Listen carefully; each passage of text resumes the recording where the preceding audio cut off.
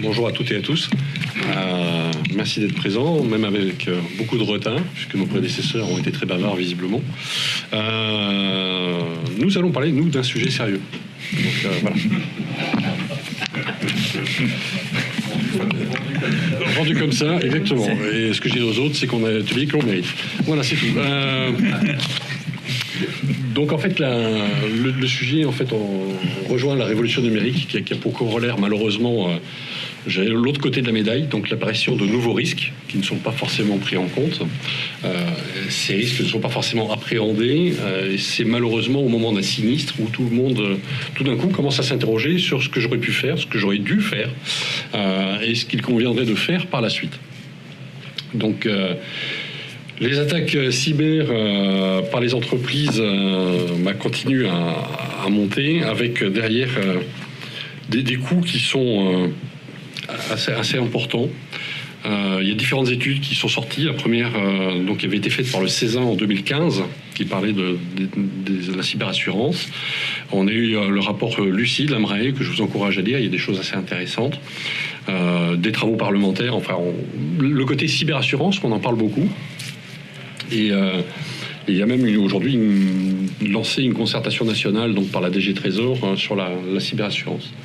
Donc pour traiter ce sujet, moi, à mes côtés, j'ai la chance d'avoir Marc-Henri, donc qui bonjour tout le monde, côté assureur, et donc Gabriel, donc pour essayer de traiter ce sujet. Et je vais commencer peut-être par une petite attaque gentillette. Il m'avait prévenu. Voilà. Mon beau-père, qui était assureur et qui était au COMEX d'un grand groupe d'assurance, me disait toujours que les assureurs étaient des gens très sympathiques à prêter des parapluies quand il faisait beau, mais trouver tous les moyens de vous le reprendre quand il pleuvait. Donc on va voir que c'est pas nécessairement vrai. Donc, pardon ? Voir les mettre aux enchères quand il pleut. Donc on a vu une augmentation des annonces d'attaques. Je pense que les gens parlent de plus en plus des attaques, ont moins honte de parler des attaques qu'ils subissent, parce que je pense qu'ils ont compris également qu'il n'y avait pas de stigmatisation à faire. Se faire attaquer, ça arrive à n'importe qui. Ayant travaillé dans de grands secteurs ministériels, c'est arrivé à l'Élysée, c'est arrivé à Bercy, c'est arrivé dans un grand ministère, dans de grandes structures, des grandes entreprises françaises. Donc aujourd'hui, personne n'est à l'abri. Je n'aime pas trop la pensée qui dit aujourd'hui on ne sait pas si...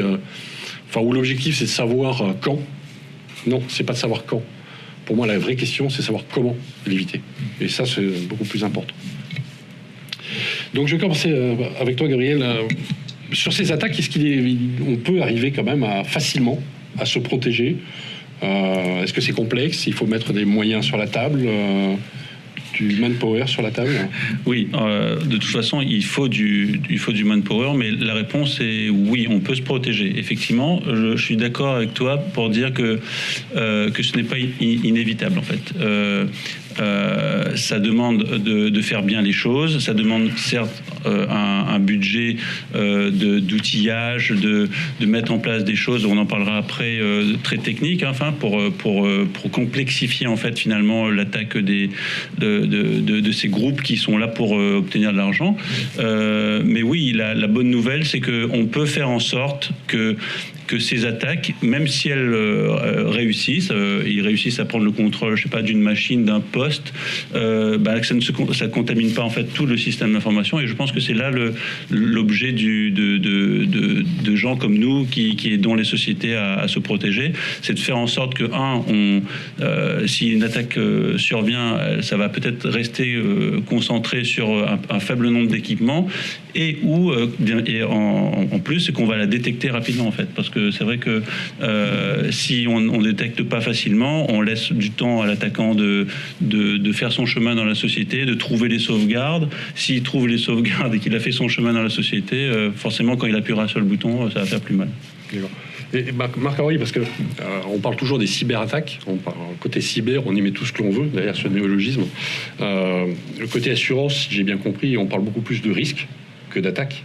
Quand on parle de risque, on parle d'impact.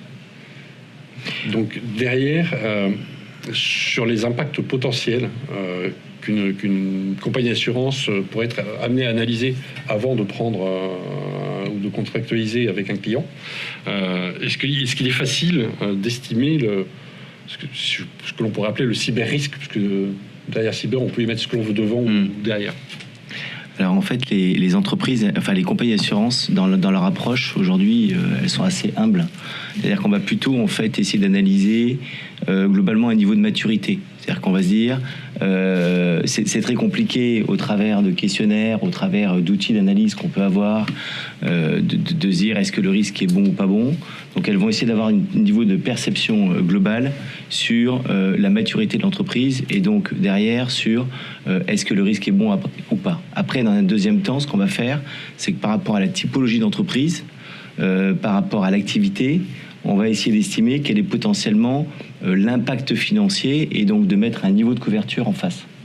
Alors, je vois que tu m'as mis ce beau slide sur les impacts financiers, justement. Donc, sur les impacts financiers, ce qu'on essaie toujours quand on a des clients ou prospects en face de nous, ou des COMEX, c'est de leur faire prendre conscience de, voilà, la cybersécurité, c'est un mot, mais derrière ce mot, il y a pour vous un risque financier pour votre organisation qu'il convient de couvrir. Donc le risque financier, il est quoi? Sur la partie visible, ça va être, à partir du moment où il y a une attaque, une cyberattaque, ça va être tout ce qui est remédiation, donc de toute la partie analyse forensique, ça va être tout le volet restauration du système d'information, ça va être tout le volet juridique, à partir du moment où il y a violation de données personnelles, il y a une déclaration à la CNIL et donc il y a un accompagnement à avoir. Ça va être tout ce qui est bien sûr renforcement de la cybersécurité, puisque suite au forensique, à l'analyse qu'on peut faire, on va en fait corriger et essayer d'adresser une solution, donc avec un renforcement. Il peut y avoir une problématique de communication, de cellules de crise. Là, moi, j'ai assisté à une conférence sur un groupe industriel qui avait été victime de cyberattaque. On n'en parle pas souvent, mais la solitude du DSI ou du RSSI quand il est face à une cyberattaque, qu'il a son COMEX, lui dit mais c'est quoi ce bordel et qu'est-ce que tu m'as fichu, et qu'il y a toute l'entreprise qui est arrêtée, et ben ça c'est une réalité et je pense qu'il faut vraiment être costaud pour pouvoir en fait réussir à faire face à ce genre d'événements. On a bien sûr après les problématiques de notification par rapport à la violation de données personnelles, et on a éventuellement une problématique, c'est si effectivement les sauvegardes elles-mêmes sont corrompues, de se dire par rapport à ça, s'il n'y a pas d'autre solution, c'est concrètement j'ai des cybercriminels en face de moi qui me demandent de payer tant de bitcoin, mais concrètement comment je fais? Et donc là on rentre dans une problématique de je dois payer, je paye pas. On sait qu'il faut pas payer, d'accord. Je ne vais pas rentrer dans ces débats-là, mais encore une fois, chef d'entreprise, quand j'ai des PME en face de moi, des sociétés qui font 40, 50 millions d'euros de chiffre d'affaires, et j'ai un chef d'entreprise qui me dit mais moi demain, est-ce que vous m'apportez la certitude que mes sauvegardes n'ont pas été corrompues? Je lui dis écoutez, vous pouvez challenger vos équipes informatiques par rapport à ça, vos prestataires, mais le risque zéro n'existe pas, et après c'est à vous de prendre la décision de se dire est-ce que vous voulez une solution d'assurance qui couvrira cette option-là ou pas, sachant qu'après le gouvernement est en train d'évoluer par rapport à ça. Ça c'est les risques visibles. Sur la partie risque invisible, et on n'y pense pas toujours, alors bien sûr ça dépend si on est organisme public, hôpital, collectivité, ou si c'est un organisme privé. Un coût très important en termes de coût de sinistre, ça va être bien sûr tout ce qui est perte de marge brute, perte de chiffre d'affaires, ça c'est un point très important. Ça va être les éventuels frais supplémentaires d'exploitation à partir du moment où le système d'information est arrêté. Il faut mettre en place, on va dire, une infrastructure informatique transitoire pour permettre de redémarrer. Et donc là, forcément, c'est des coûts additionnels. Ça va être, et là c'est très dur à quantifier pour nous. Encore une fois, faut être très humble. On est toujours au grand doigt mouillé. Hein. C'est-à-dire que quand on nous dit si demain je suis attaqué, c'est quoi le potentiel maximal? Alors, d'abord, en fonction du profil d'entreprise, on va dire déjà la question n'est pas dans ce sens-là. C'est quel est le maximum que je peux aller chercher en termes de limite de garantie sur le marché pour couvrir votre risque? Est-ce que ça va être 2 millions, 3 millions, 5 millions, 10 millions ou 30 millions en accumulant, on va dire, les couches avec différents assureurs? Mais en tous les cas, un risque qui est très important, c'est tout le risque en fait d'être mis en cause par des tiers, c'est-à-dire consécutivement à l'intrusion dans votre système d'information, où vous allez créer un préjudice à un tiers et ce tiers va vous mettre en cause. Et J'ai un exemple pour ça qui est frappant. Dans une analyse forensique qu'on a faite, on s'est rendu compte que l'attaquant est rentré avec le compte, en tout cas on est sûr que c'est le login mot de passe d'un de ses prestataires. Le prestataire dit c'est pas moi en fait. Oui, mais la victime elle dit c'est votre login et c'est votre mot de passe. Et c'est ça qui était le point d'entrée de la compromission. Et du coup la société cible, elle s'est retournée vers son prestataire en disant ben voilà, vous voyez les coups là dont on parle. C'est pour vous en fait. Et le débat financier est encore, juridique est encore en cours. Donc vous voyez que, et c'est peut-être pour ça après qu'on va parler d'authentification, de facteurs, etc. Parce que là, avec juste le couple login mot de passe, le prestataire lui dit ouais, c'est d'accord, c'est mon login, mais c'est pas moi. Tandis que peut-être si on avait authentification de facteurs, on aurait pu peut-être prouver que que c'était lui ou pas lui. Et globalement, une mise en cause par un tiers, ça veut dire quoi? Ça veut dire des avocats qu'il faut payer pour vous défendre, d'accord? Donc des procédures qui sont longues et coûteuses, et ça veut dire à la fin une décision de justice qui va dire vous devez payer tant si le préjudice est avéré et si la responsabilité est avérée.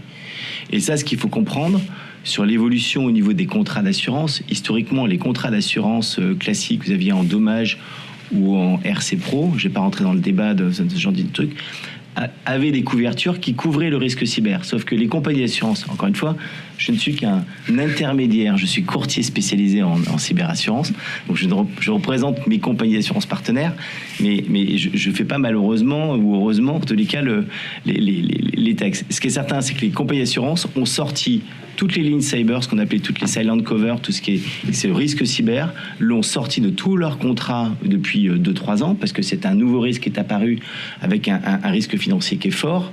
Et donc, il s'avère qu'aujourd'hui, les entreprises ne sont pas couvertes sur ce qui est potentiellement leur premier risque. C'est-à-dire qu'elles vont couvrir leur bâtiment contre le risque d'incendie. La probabilité qu'aujourd'hui, qu'il y ait des incendies avec des risques forts, compte tenu du fait que des bâtiments, il y ait des sprinklers, etc., enfin, que tout est sécurisé est relativement faible, mais sur le risque cyber par rapport à ce volet-là, elles aujourd'hui ne sont pas couvertes. On verra après les chiffres.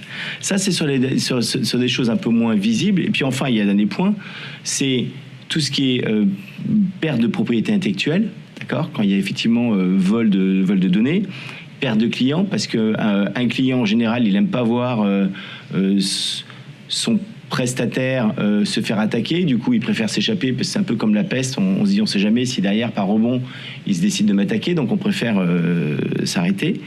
C'est éventuellement la nouvelle dette et c'est enfin une perte d'image et perte de valeur. Voilà schématiquement on va dire les conséquences d'une cyberattaque très succinctement.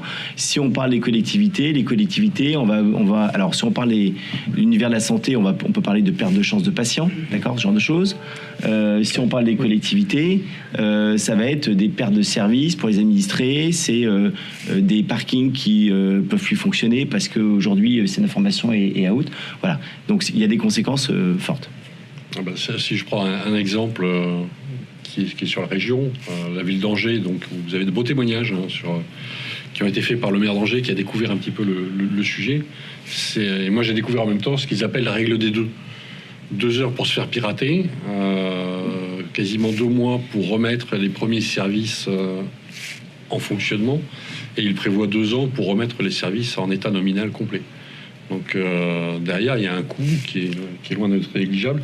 Et là, dans ce que tu disais, puis dans nos échanges que nous avions eu précédemment, on reste quand même très informatique, je dirais classique, au sens IT du terme. Mais là aussi, quand on voit des attaques sur des entreprises agroalimentaires, par exemple, avec une chaîne de prod, j'ai l'exemple qui a été donné par un camarade du Cézanne sur un abattoir, avec des animaux, on ne sait plus si on doit les abattre, pas les abattre, quand est-ce qu'on doit les abattre, les animaux qui vont arriver. Donc derrière, un effet cascade et boule de neige qui est souvent beaucoup plus grand dans l'informatique industrielle, entre guillemets, que dans l'informatique classique. Oui. Alors ici, je pense que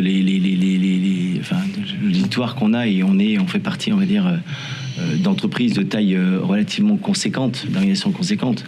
Mais j'ai des exemples de PME. Alors il y a des chiffres officiels sur le marché américain, qui est un marché beaucoup plus mature sur la cyberassurance, qui dit en gros qu'il y a 30% des sociétés victimes d'une cyberattaque, donc des PME sur le marché américain, victimes de cyberattaque qui déposent le bilan dans les 6 mois. D'accord. Et j'ai des exemples concrets un jour, une menuiserie industrielle, victime d'une attaque par ransomware, où tous ces dessins de production des 30 dernières années ont été chiffrés et il était pieds et poings liés. Et en gros, il n'avait pas d'autre solution. Donc, une petite menuiserie qui faisait à peine 3 millions d'euros de chiffre d'affaires, donc toute petite, d'accord, mais qui n'avait pas d'autre solution que de devoir payer cette rançon parce que de toute façon, autrement, c'était la fermeture d'entreprise et c'était la mort de l'entreprise. Ça, c'est une réalité et je pense que au quotidien, tu évangélises, on va dire, le tissu économique français. Alors, c'est ce que je vois moi, sur un petit territoire, mais effectivement, tout à l'heure, tu parlais de chiffres, donc j'avais mis derrière les chiffres, mais effectivement, quand on regarde aujourd'hui les ratios entre les primes d'assurance et la sinistralité observée, on s'aperçoit qu'il y a un déséquilibre, mais qui est phénoménal, quoi. Et en fait, là aussi, si on parle d'assurance, on parle de gestion de risque, quelque part, et à un moment donné, quand on fait de la gestion de risque, il y a cette notion de risque, puis après, il y a la notion de danger, c'est-à-dire que derrière, on n'a plus capacité, on est vraiment en danger, on n'a plus capacité à prendre des mesures pour diminuer ce risque ou l'écarter. Oui, et puis quand on fait de l'analyse de risque, sans parler de cyberassurance, on nous apprend toujours qu'on évalue le risque, on regarde un peu ce qu'on a mis en protection, enfin en défense, on a un risque résiduel et on traite ce risque résiduel. Et effectivement, l'assurance, ça peut être un moyen de traiter un risque résiduel en se disant, j'ai fait des efforts, j'ai investi 200, 300 000 euros dans la cybersécurité, j'arrive à un point où gagner les petits pourcentages supplémentaires vont me coûter des millions, et donc je préfère assurer ce risque résiduel. Mais ça, je pense que c'est une bonne vision de voir les choses. On a fait de la cybersécurité jusqu'à un point qui est en conformité avec, on va dire, mon budget IT, mon budget cyber. On essaie de bien faire les choses, c'est-à-dire que des fois, c'est pas juste une question d'investissement, hein, c'est aussi de faire bien les choses. Le faire tous les jours, etc. Mais à la fin, on a un risque résiduel qu'il faut assurer. Et si on arrive en fait à être dans cette optique, je pense qu'on gagnerait beaucoup parce qu'on irait voir les assureurs que pour quelque chose qui est maîtrisé en fait. Alors, pardon. Non, juste pour apporter un complément d'information, le marché a complètement évolué en 2 ans. Quand j'ai créé Cybercover en 2018, je passais un peu pour un hurluberlu quand je disais je voyais la cyberassurance au sein d'une démarche de cybersécurité. On ne comprenait pas forcément. Parce que traditionnellement, on vendait l'assurance comme on vendait de la RC professionnelle ou de la multirisque habitation. C'était au kilo et donne-moi ton chiffre d'affaires, donne-moi ton limite de garantie que tu veux et je te sors un tarif. Et globalement, quel que soit le secteur d'activité, quel que soit l'environnement, etc., on sortait des primes qui variaient de plus ou moins 20%. Je caricature un peu, mais c'est ça. Bien sûr, est arrivé Covid, ouverture du système d'information, multiplication des cyberattaques. Aujourd'hui, on va remettre la chapelle au centre du village. Ce sont les compagnies d'assurance qui prêtent les parapluies aujourd'hui aux entreprises puisqu'elles perdent de l'argent aujourd'hui sur le risque cyber. Donc elles sont un peu perdues, elles sont frileuses. Et donc ça veut dire que du coup, pour rejoindre ce que tu disais, Gabriel, elles vont devenir beaucoup plus sélectives, d'accord ? Mais ce qui est très positif dans tout ça, c'est qu'elles mettent la démarche de cybersécurité et cette un petit peu analyse de risque au cœur. Alors bien sûr qu'elles n'ont pas le niveau de compréhension que vous pouvez avoir, vous, expert de la cybersécurité ou expert informatique. Mais pour certaines, en tout cas, elles ont compris qu'il fallait repartir par le risque. Et donc, maintenant, la question, c'est parce que tu fais de la cybersécurité, parce que tu as un niveau de cybergouvernance qui est jugé bon, tu vas pouvoir accéder à un contrat de cyberassurance. Et c'est dans ce sens-là qu'il faut le prendre. Nos clients, ils nous disent je veux acheter un parapluie, il ne veut pas me l'acheter, hein. Pourtant j'ai l'argent. Il veut pas me le vendre, je veux dire. J'ai plein d'exemples comme ça, je ne citerai pas, mais j'ai aujourd'hui des aéroports à assurer.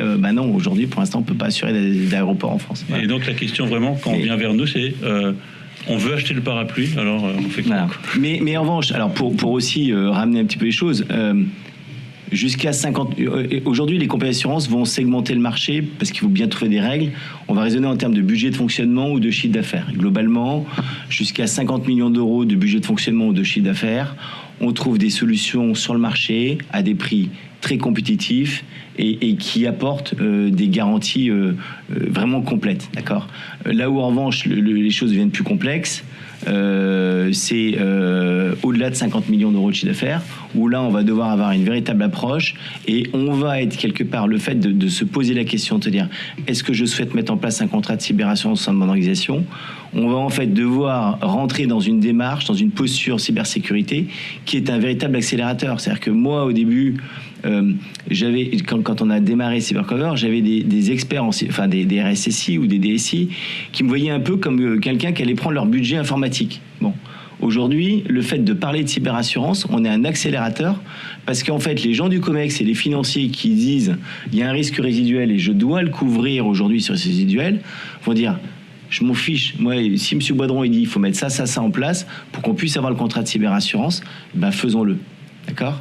Et donc, on se rend compte qu'il y a des projets qui étaient sur le dossier du DAF ou du DG qui étaient en attente depuis 1 an et demi, mais ça fait 1 an et demi que le DSI ou le RSSI disait « J'aimerais bien qu'on mette déploie aujourd'hui la double authentification parce qu'aujourd'hui, il y a un risque qui est réel. » Bon, et tant qu'il n'y a pas... et qu'aujourd'hui, à partir du moment où les assureurs, qui eux ont quelque part tout le recul sur les sinistres, parce que, encore une fois, il faut comprendre, les chiffres du marché français, c'est 230 millions d'euros de primes d'indemnisation sinistre sur le cyber payé par les compagnies d'assurance. Elles analysent aujourd'hui ce qui se passe, elles comprennent et elles disent stop. Moi maintenant, à partir du moment où sur tous les accès distants, tant que vous n'aurez pas mis de double authentification, eh ben aujourd'hui on ne délivrera pas de garantie sur des entreprises qui ont une certaine taille. Et je trouve que ça va dans le bon sens. Alors bien sûr que les entreprises et les compagnies s'ajustent, mais ça va dans le bon sens. Mais alors justement, Gabriel, parce que ça, c'est le discours d'un assureur. Je suis désolé. C'est le discours d'un assureur. Mais vous, en tant qu'accompagnant, je dirais, de structure, vous voyez le COMEX, il dit oui, on envisage de prendre une assurance cyber.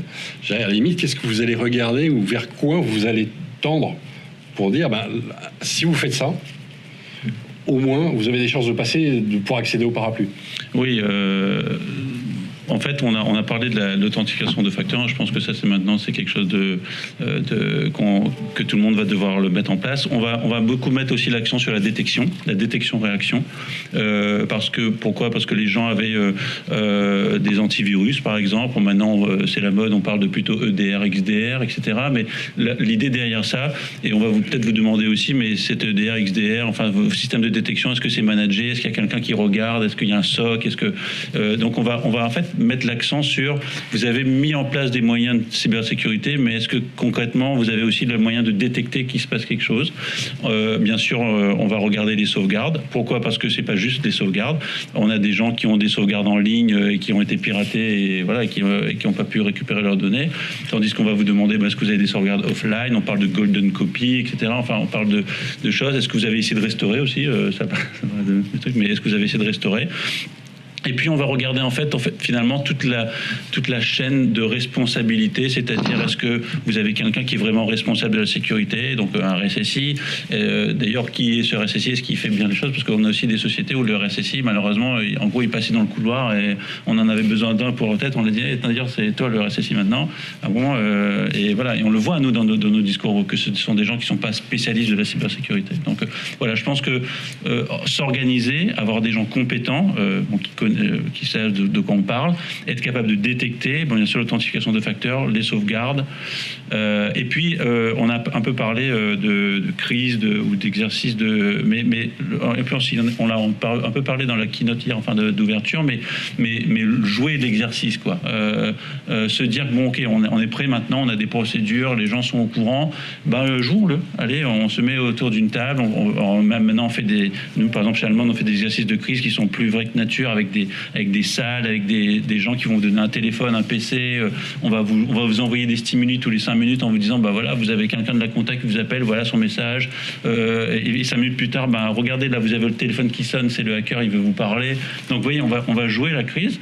Ils vont se rendre compte d'ailleurs que dans beaucoup de crises réelles, vous allez discuter avec les hackers. Vous allez échanger des emails avec eux, vous allez parler avec eux au téléphone, c'est bien probable, parce que si vous payez pas, ils vont vous appeler. Et ils vont vous dire vous faites quoi là, vous payez pas, donc ils vont vous appeler, vous aurez quelqu'un au téléphone, et ça s'improvise pas, parce que il faut savoir le jouer.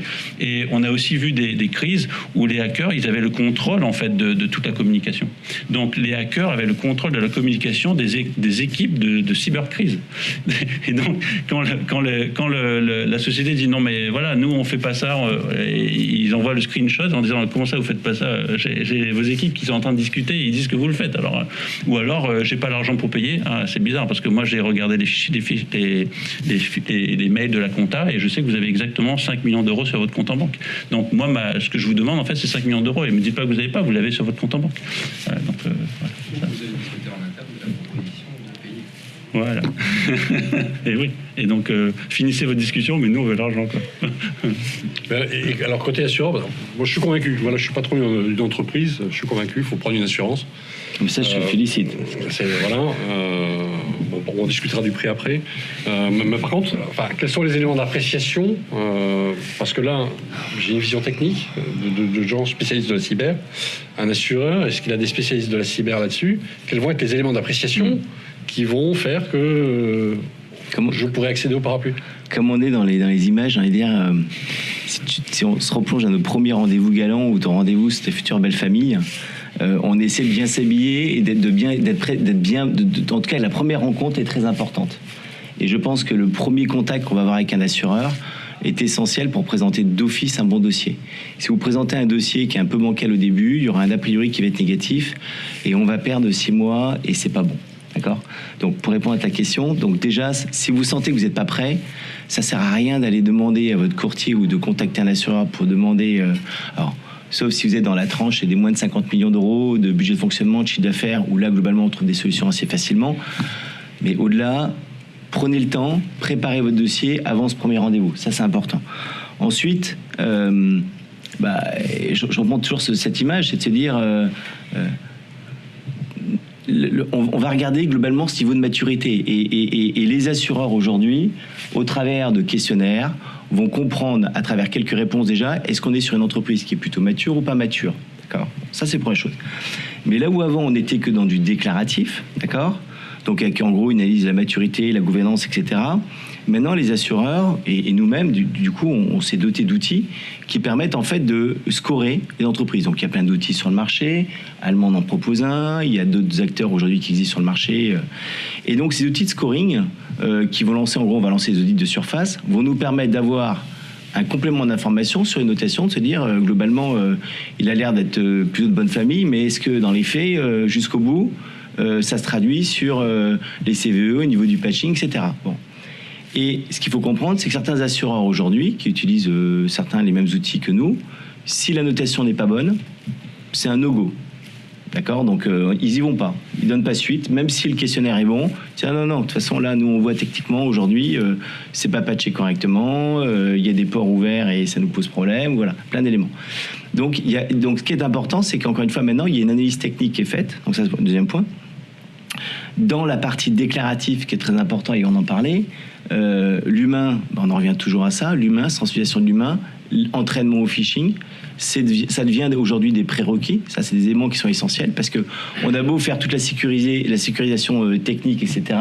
Si l'humain continue à cliquer et à être victime d'hameçonnage et à laisser rentrer et ransomware, d'ailleurs, ça sert à rien. Donc ça, c'est important.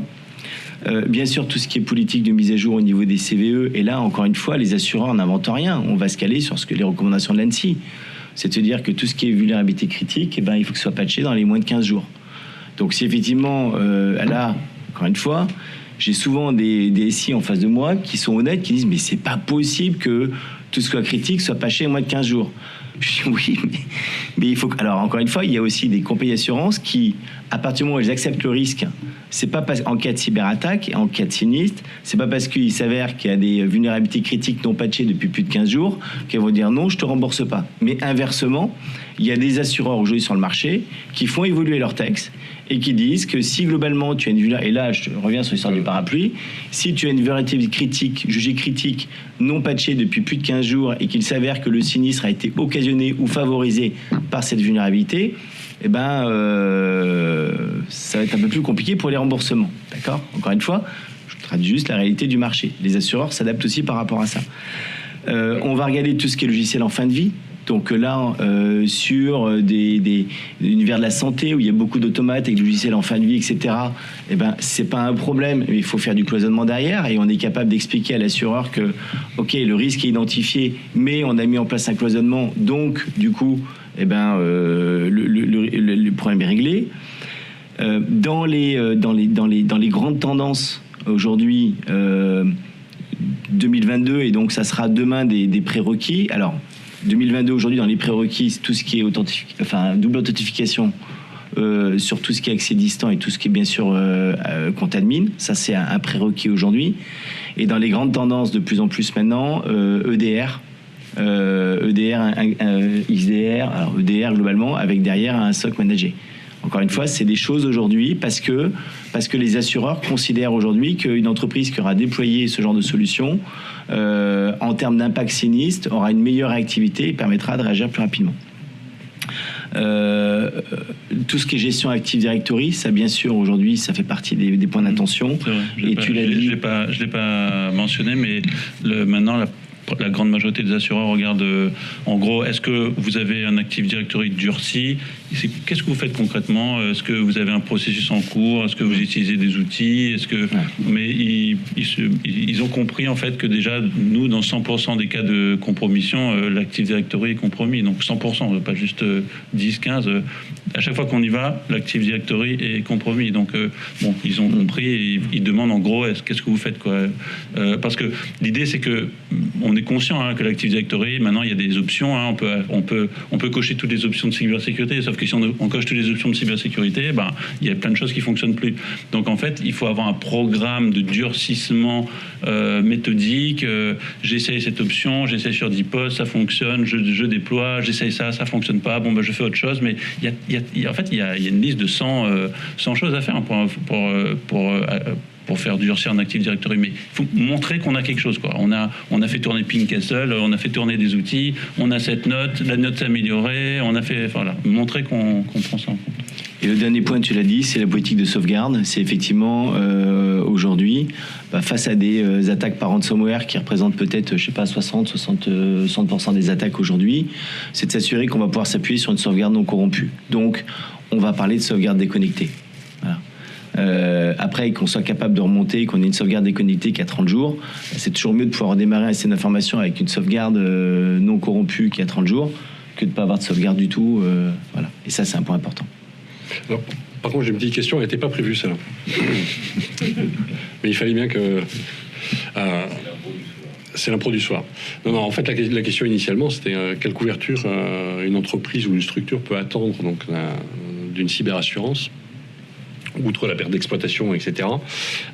Également, est-ce qu'il peut attendre l'appui au niveau, alors on va parler européen, je m'explique, c'est que souvent il y a des textes réglementaires qui sortent, franco-français, dont les éditeurs ou les constructeurs se moquent éperdument, parce que c'est un marché de niche, la France, même si nous sommes un grand pays, que nous avons également des constructeurs, des éditeurs, je pense à toute l'informatique industrielle ou le biomédical, que je maîtrise un petit peu, où là... derrière, on ne peut rien toucher parce qu'on perd l'agrément de santé, on perd la garantie constructeur. Donc là, tout à l'heure, tu parles du cloisonnement. Mais est-ce que également, les assureurs sont au niveau européen en discussion vraiment au niveau Europe, voire au niveau monde, plutôt que de vouloir faire du franco-français comme on a trop tendance à le faire, en disant on va réglementer, on va décliner une directive Nice, mais finalement on s'aperçoit qu'on a fait un truc à nous. Et personne, ou quasiment personne, ne peut répondre réellement. Alors d'ailleurs, on va faire des diagnostics. Ouais, on a fait des diagnostics, mais le plan d'action, les actions et l'appui derrière que l'on peut avoir, parce que si je comprends bien, moi, l'assurance, on est vraiment dans un mode médical, c'est beaucoup plus faire du préventif que du réactif. Alors concrètement, il y a à ma connaissance, alors, encore une fois, je suis qu'un modeste courtier, donc je vais juste dire aujourd'hui, déjà en France, les compagnies d'assurance sur la partie cyber ont un travail à faire sur l'harmonisation au niveau des définitions, des textes, etc. Et en gros, d'un texte d'une assureur à un autre, tu auras des différences. Pour répondre à ta question, ce qu'il faut en revanche comprendre, et ça on l'a pas montré ce slide-là, mais un contrat de cyberassurance, en fait on assure un système d'information.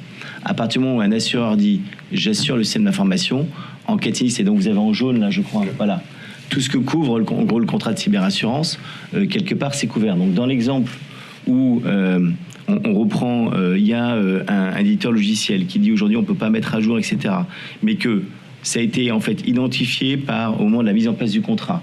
Qu'à partir du moment où en fait on a dit ok, ça peut plus être mis à jour, mais il y a un cloisonnement et que l'assureur a une information, la compagnie d'assurance a une information au travers d'un mail et a accepté le fait de prendre la garantie. D'accord. Tu es couvert. Tu n'as pas de souci de savoir.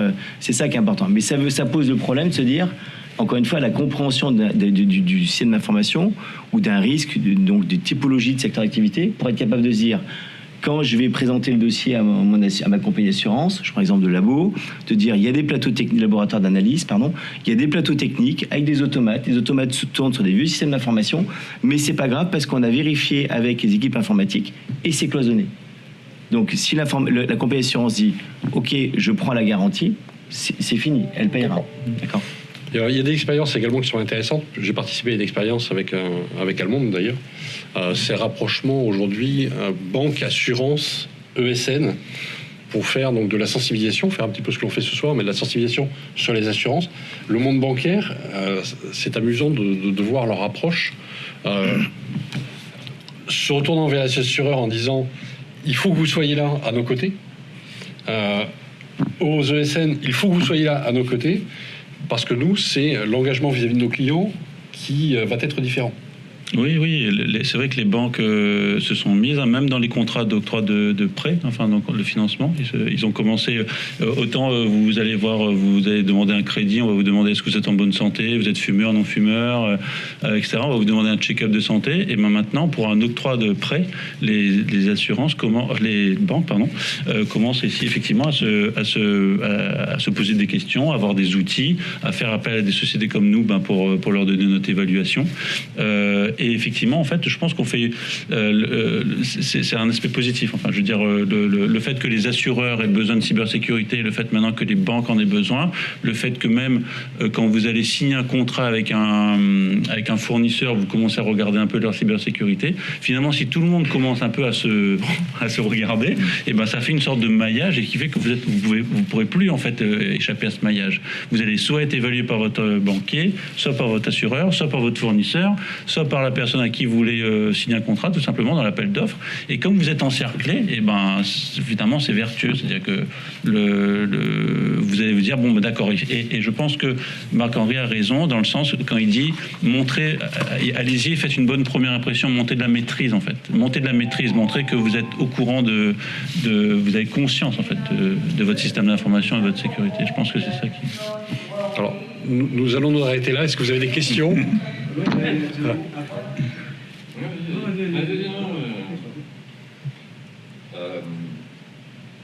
regardez pas comme ça. Non mais dépêche-toi. Dépêche-toi. Accouche. En fait, je trouve que vous avez beaucoup parlé de la couverture dommage de l'assurance. Moi, je trouve qu'il y a un truc qui est super intéressant dans la cyberassurance, surtout pour les petites entreprises. C'est le service d'assistance gestion de la crise. Oui, tu as raison.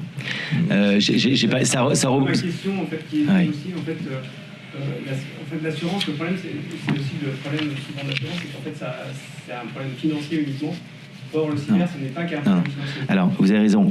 Globalement, tous les contrats de cyberassurance du marché aujourd'hui proposent tous la même chose, d'accord? Donc là-dessus, vous pouvez y aller les yeux fermés, sauf sur les petites lignes. Et les petites lignes, vous m'appellerez si vous voulez, mais tous vont couvrir l'assistance gestion de crise. Et quand je parlais de la solitude du DSI, d'accord, par rapport à ce qu'a vécu, à partir du moment où vous avez une attaque, vous avez un numéro de téléphone 24 heures sur 24, 7 jours sur 7, quelles que soient les compagnies d'assurance, les principales, en tout cas reconnues sur le cyber, avec des vrais experts derrière qui font la réponse à incident.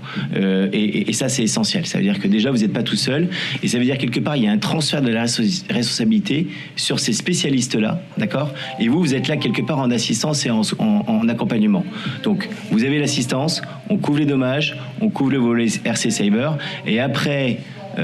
parler de cybercover, ce que peuvent apporter des courtiers spécialisés, c'est qu'on va apporter tout un volet prévention avec des services autour de la prévention pour vous accompagner. Quand on est présent sur les salons, parce que tout le monde ne peut pas être comme vous présent sur les salons, on fait de la veille sur des solutions et on apporte ce genre de solutions à nos clients pour qu'ils aient cet éclairage-là, d'accord?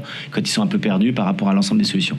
Mais Ouais, ce vous avez- volet assistance sur raison, c'est essentiel. Ouais, vous avez les deux en fait. Vous avez des assurances qui vont vous dire appelez ce numéro en fait et c'est eux qui viennent. Et vous avez des assurances qui vous disent vous avez un budget de 30 000 donc allez-y. Enfin appelez si vous avez quelqu'un que vous connaissez, appelez-les et on vous. La plupart maintenant des compagnies Ouais, aujourd'hui maintenant, ils ont ont des équipes de réponse sur incident qui sont des équipes Alors c'est un peu le problème parce que c'est les mêmes équipes. Enfin, on arrive toujours au même endroit. Ça pose un autre souci, mais en tous les cas il y a des vrais spécialistes derrière. Et ça c'est important. Je prends une dernière question parce qu'il y avait Jean-Michel qui voulait en poser une parce qu'après il y a un problème de navette et l'avion n'attend pas. On peut en parler ensemble. Je ne te demanderai pas de savoir si tu assures Bercy, c'est pas ma question, mais est-ce que vous avez des initiatives, puisque l'État est son propre assureur, est-ce que vous avez des initiatives d'assurance dans la sphère publique? Ah oui, aujourd'hui, sur les marchés, tous les hôpitaux, les GHT, les collectivités, les communautés d'agglo, aujourd'hui, c'est un marché très important. Dans la territoriale. Oui, tout à fait. Pas dans la fonction publique d'État. Alors, le problème, c'est que ça passe c'est peut-être jugé comme des OIV. Ouais. Et aujourd'hui, pour être référencé comme fournisseur OIV, faut passer par, je sais pas par quels arcanes. Donc, on nous a déjà contacté à l'époque au FIC, mais entre-temps, c'est perdu de vue. Et comme au niveau de l'ANSSI, aujourd'hui, il n'y a pas autant il y a des experts en cybersécurité reconnus par l'ANSSI, mais il n'y a pas d'experts cyberassurance reconnus par l'ANSSI. De mon point de vue, je pense qu'il y a une action à faire, parce que quand vous attaquez le service juridique sur ce genre de choses, j'ai pas eu de réponse très pertinente depuis un certain temps. Donc, je pense qu'il y a La réponse, tu l'as donnée dans ta question, c'est qu'en fait l'État considère qu'il est son propre assureur. Et donc à partir de là. Merci à tous. Merci. Gabriel et moi restons, sommes disponibles. Oui. Mais toi, tu as un avion donc. Merci.